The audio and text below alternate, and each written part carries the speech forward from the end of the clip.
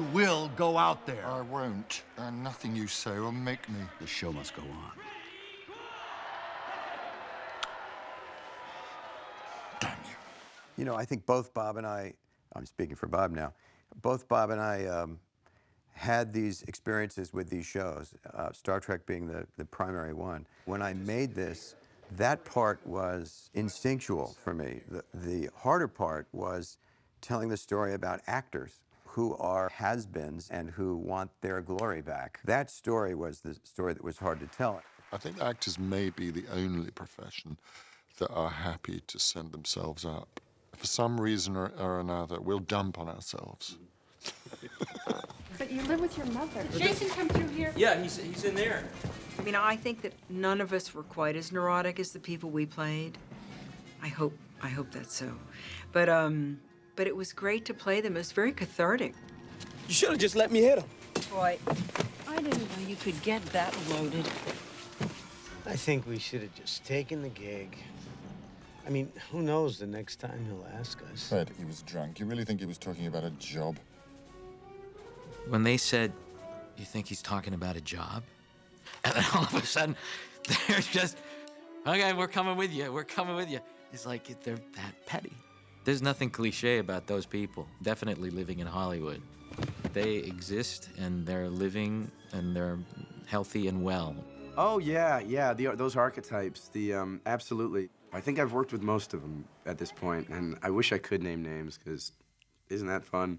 Alan's character, the kind of pissed off British thespian. Sam's character, Guy, definitely worked with that guy who's, hey, I was in episode 6 of, the guy who had the little thing, the little, taste of it, and it's just gone through his head. Yeah, I think pretty much all of them. The aging sex pot. It was interesting because you're dealing with all these different personalities. A lot of times you deal with that. So it's fun to poke fun at that kind of stuff. I have certainly met actors who are stereotypes of some of these characters, It's a little shocking. Being an actor is an incredibly vulnerable thing. You're out there making a fool of yourself, basically. It's even worse if you confuse yourself for the character you're playing, or the audience does.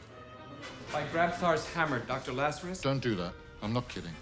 I'm sorry, sir. I was only... Just don't.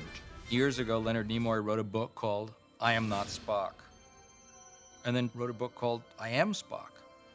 So clearly, there's a certain ambivalence about his relation to this character. And Alan Rickman seemed to completely incarnate that. We're all pretty much working actors, but the idea of being so identified with one show and that show ending, that would be really tough. To this day, and the show's been off since, 2001? God, I don't even remember.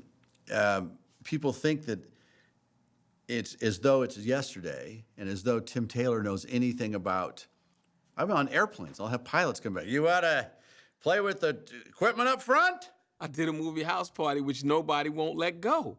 It's like, that's all they know me from. 20 films later, chill, house party. I guess if it was going to be anything, it'd be like the Mac guy. I've been doing the Mac commercials for this is my third year now. And of course, I get the Mac guy, And I'll say to people, well, yeah, I'm Justin. And they go, right, Mac guy. If you put yourself up on a film screen, movie screen, or you're invited to, and you take part in something that is in any way successful, you've got to know that it invades people's fantasy lives. One way or another, there's no escape from that. The best side of it is just that people get very involved in a story and their imaginations are activated by it. You know us? No. I don't believe there is a man, woman, or child on my planet who does not. You say Galaxy Quest, and I remember the interaction of the people in the film and just the really strong friendships that were made on it, and as much as the work. Then the two go together because it means there's an awful lot of trust and mutual respect on the set. We were in Moab, Utah. It was number one, the most beautiful place. It was all of us took over this town, Green River. And just the time alone with those guys, and then, man. We had a good time there. We had a great time. When you make a movie, it's also a lump of your life with a group of people. You're in some strange bars with actors playing pool, but having a great time together. Now, Alan Rickman, I was just so intimidated to be around him, and yet, ironically, he was like maybe the most down-to-earth, you know, cool guy. I remember at the rap party, he was the one that was like, let's get on the floor, shake a leg, and get out there, just in terrible British accent. He had a much better one, dancing, and like, I think that thong song had just come out. Cisco was really big. I may have made that up. I may have imagined that. In a perfect world, that would play on a TV 24/7. Once it's over, it hurts because you become a family. So when it was over, it was like, oh man, wow, this stings. Yeah. Being a theater actor, I remember the experience as it was happening, and then to be reminded of it, watching it, I get overwhelmed with pride and appreciation of all those people. All the guys on this movie were just great people, really great people, and I miss them all.